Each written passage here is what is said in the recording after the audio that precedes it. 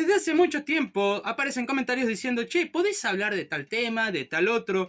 Y siempre digo lo mismo, ya lo vamos a ver, y siempre me olvido. Por lo tanto, hace 2 semanas atrás habíamos inaugurado un segmento nuevo donde traíamos estos comentarios y los respondíamos.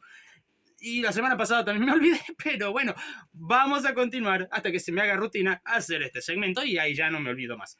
Bueno, es lo que vamos a ver hoy, pero como siempre, hola, soy Rodolfo, espero un excelente día. Empecemos con el primero. La primera parte es hacia la referencia de un ad hominem. Sí, el kirchnerismo cada vez que das un argumento te dicen, no, vos que sabés, nene, es algo común. Te pasó a vos, me pasó a mí, nos pasó a todos. ¿Por qué? Porque en vez de atacar el argumento, atacan a la persona. Una falacia ad hominem de toda la vida. La segunda parte es la que más me interesa. ¿Se podría hacer un video hablando de la carga tributaria de las provincias? Es loco como en otras provincias la carne, el combustible o el boleto es bastante más barato. Sí, vamos a ver el tema de los impuestos, pero quiero aclarar que no es el único punto clave acá. Porque costos también juegan un papel fundamental. Por ejemplo, no es lo mismo si estás comprando un paquete de azúcar en Tucumán que si lo estás comprando en Buenos Aires o lo estás comprando en Chubut. No es lo mismo. Sí, sigue estando todo en el territorio argentino, pero si el azúcar va de Tucumán hasta Buenos Aires, el costo no es el mismo que si se vendiera en Tucumán. Tampoco es el mismo si se vendiera en Chubut. Así que eso, como punto uno, hay que tenerlo en cuenta. El precio no solamente está muy superior en muchos lugares de lo que debería de ser por el tema impuestos, sino que el tema logístico también influye. Pasemos de esta forma al tema de los impuestos. Y hay un problema porque no todas las provincias tienen la misma cantidad de impuestos. Es más, ni siquiera se llaman igual muchas veces los impuestos, o contemplan varios impuestos en uno solo, o fragmentan los impuestos para que sean más de un quilombo. Entonces tendremos que tomar algo para tener una referencia por lo menos, y en este caso vamos a utilizar uno de los impuestos más agresivos a la hora de ver cómo afecta al precio. Y estamos hablando de ingresos brutos, ya que hay muchas provincias que podríamos catalogar como inviables por ingresos brutos. Y acá podemos ver que, por ejemplo, La Pampa y Santa Fe tienen 9% de ingresos brutos, lo cual es una burrada. Jujuy 8%, La Rioja 7,3%, Tucumán, Entre Ríos, Buenos Aires y Neuquén 7%. O sea, bueno, Catamarca no está tan lejos, hay 9%, pero se entiende lo que voy, es muy agresivo. Bueno, pero un 7%, 9% no es tanto. Sí y no, si estamos hablando de un 7% como el total de la cantidad de impuestos a pagar en un producto.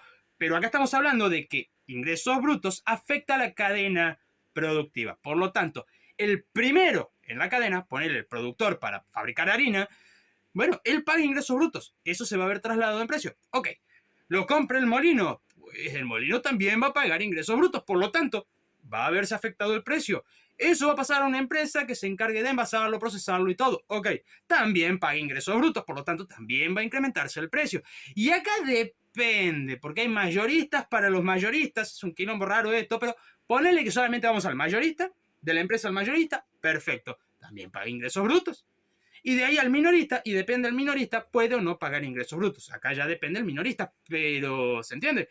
Todo eso es impuesto que fue aumentando el precio del producto todo el tiempo. Y mientras más larga la cadena productiva, más va a haberse aumentado el precio de dicho producto. Y esto podría llevarnos a la discusión del consumo. Sin embargo, quizás alguno no esté de acuerdo, pero ya le voy a explicar por qué. El consumo no es el problema, pero el consumo está bajo. Sí, está bajo, pero no es el problema. Es una consecuencia del problema. Es distinto. Por lo tanto, si vos querés combatir la consecuencia, nunca solucionas el problema. Y como no solucionas el problema, la consecuencia va a tender a aparecer constantemente. ¿Cuál ejemplo puedo dar? Alberto Fernández combatiendo la inflación. Combatía las consecuencias de la inflación y la inflación solamente tendía a empeorar constantemente. Con esto pasa algo similar. Ok, pero si la baja del consumo no es el problema, ¿cuál es? La alta tasa impositiva, porque al fin y al cabo en una oferta-demanda simple, agregando un impuesto, tenés que el punto de equilibrio, o sea la cantidad ofrecida y demandada donde cruzan, pues se ve reducida porque el impuesto hace que aumente el precio y por ende la cantidad ofrecida y demandada va a ser menor. Sin embargo, acá viene un problema. Vos bajas impuestos, la cantidad ofrecida y demandada va a crecer. En otras palabras, va a aumentar la producción y va a aumentar el consumo bajando impuestos. Ahora, ¿por qué no se hace? Resulta de que las provincias gastan más de lo que recaudan. Por lo tanto, no solamente no quieren bajar impuestos, sino que no pueden, porque si no, no tienen un mango. Esto, por ejemplo, es el primer semestre del año pasado y podemos ver varias provincias con déficit y La Rioja estaba bien en los números porque ahora está en default. Sí, a medida que va pasando el tiempo cada vez están peor las provincias y no por una cuestión de, ay, mi ley. No, hermano. Las provincias gastan por fuera de sus posibilidades cada vez más. Y es así, es simple. No pueden seguir haciendo eso, ya que no tienen cómo financiarse. Y por lo tanto, tarde o temprano, La Rioja no va a ser la única provincia en default. Va a haber más de uno que lo acompañe si vamos en este ritmo de gastemos. Vamos a hacer un 2x1. ¿Podrías hablar del mal estado de la policía argentina? En Santiago del Estero creo que usaban resorteras. No, a ver, esto es falso. ¿Sí? Eso es un mito que fue surgiendo con el tiempo por un video que se hizo bastante viral de un policía bajando hondazos a un chorro de un árbol. Cierto. Pero, ¿cuál es el contexto? El policía sí tenía su arma, su cachiporra, todo. El tipo no se quería bajar, no podían bajarlo. Bajá, no quiero, bajá, no quiero. ¡Pum! Bajá, listo. Por eso es que se empezó ese rumor. Sí está mal la policía, pero no tan mal. Lo que me lleva al segundo comentario. Puedes hacer un video de la policía argentina, por ejemplo la tucumana, porque siento que los propios policías no quieren ser policías. Esto es lo que yo quería hacerlo con un amigo que era policía, porque hoy es peluquero, pero no quiso hablar. Así que va pequeña anécdota. Hace algunos años atrás trabajé en un ciber, donde uno de los mejores clientes que teníamos era un policía. Bajaba del colectivo y en vez de ir a su casa, iba al ciber. Ok, varias veces pasó de que faltaba 2 o 3 días al ciber, lo cual era raro, muy raro porque era muy vicioso lo hago, pero pasó el tiempo. Un día llega con 2 botellas de cerveza, sale mi jefe, salgo yo, y sale el vago, nos sentamos en la puerta y nos tomamos un par de cervezas. Ok, ¿qué estábamos festejando? Que el vago había renunciado a la policía para hacerse peluquero. No, pero fue lo primero que pensé y le dije, no, me dice. Y nos contó más o menos cómo había sido su experiencia con la policía. Quería que esto lo cuente él, pero no, me dijo, yo en cámara no voy a hablarlo, así que bueno. Ese día nos comentó de que cada acto de corrupción que él había visto y quiso denunciarlo, lo llevó a que esté 2 o 3 días él guardado en la comisaría. Como si él hubiera sido el delincuente. Cada vez que veía algo raro pasaba lo mismo. Fuera de que si se olvidaba la libreta o la lapicera para anotar cuando le tocaba trabajar en la calle, también. Y vamos a ponerlo así, eso cansa a cualquiera y hace que o se corrompan las personas o directamente decidan abandonar.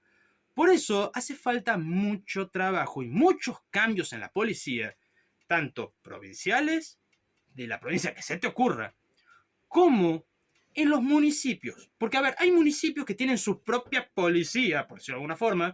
En el caso de Van del Río Salí son los vigías. Pero pasa algo muy similar que con la policía. Y eso es complicado, no solamente de solucionarlo, sino que es algo que va a tardar bastantes años. ¿Puedes hacer un video de la publicidad de los peronistas y kirchneristas en YouTube? Me saltaron varios. Para serte honesto, no lo vi porque el rato que tengo para ver algo de vez en cuando, me descargué una serie, la de Sobrenatural, así que estoy viendo otra cosa. Pero esto me surgió una duda. ¿Cómo es el avance de la publicidad del kirchnerismo a lo largo del tiempo? Sobre todo me interesaba la década ganada, ya que dicen, no, se hizo todo bien. Ese relato, ¿fue impulsado por los medios y plata o simplemente nosotros no estamos viendo la realidad? Pues si vamos al año 2003-2015, resulta 2003, 3-1 el dólar. Año 2015, 14-1, por lo tanto, gastar 13 millones por día significa gastar entre 1 a 4 millones de dólares diarios en publicidad. Estamos hablando de un incremento de unos 8.287% con respecto a lo que había antes de eso. Así que no te tiene que sorprender en absoluto que salte publicidad en YouTube del kirchnerismo o peronismo, porque es la única herramienta que tienen para intentar volver al poder. Es la única herramienta que tienen. Lavarle la cabeza a la gente a base de gastar plata en hacer miles de publicidades y llenarle la cabeza a la gente. Si te gustó, no olvides suscribirte, dejar tu comentario y si quieres ayudar más al canal, puedes ver la descripción para ver cómo hacerlo. Muchísimas gracias a los miembros y hasta la próxima.